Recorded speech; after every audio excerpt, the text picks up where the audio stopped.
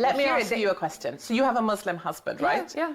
Let me ask you a question via you for him. No problem. If Islam is so fantastic, why do Muslims always flee to Christian countries? I tell you why, because Christian countries, or Western countries to be more precise, tend to send troops to their countries, destroy their homes, and then push them out of their neighborhoods. That's why. Because why come to Christian countries? Why not go to Saudi or another Muslim country? Well, because Saudi Arabia actively prevents their Muslim neighbors from going there. And the UK government or the US... But why does Saudi prevent migrants going there? Look, I'm not an ambassador for the Saudi government. No, but I'm asking, because why come to Christian lands? It is a repressive government. Isn't it because Christian lands are free and tolerant and open? And isn't that the very thing that Muslims try and change when they arrive in our country? That's my question and my challenge in the UK. When you say that Christian lands are tolerant, when you actually... Open, tolerant, welcoming, enabling people to practice religion, but then they try and take over. And yet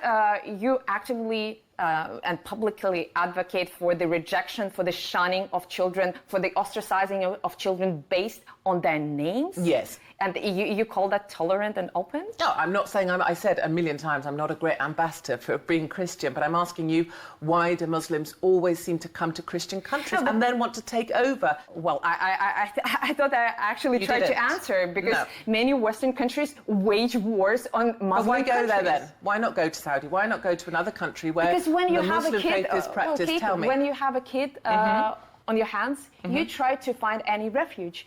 Literally, you would go across the Mediterranean even if you don't know how to swim. You would do anything possible for your 2-year-old But we or don't 3-year-old. see any women and children on the boats across the Med. We do see, but even though I would agree that primarily it is 620-something on the Aquarius, 11 children.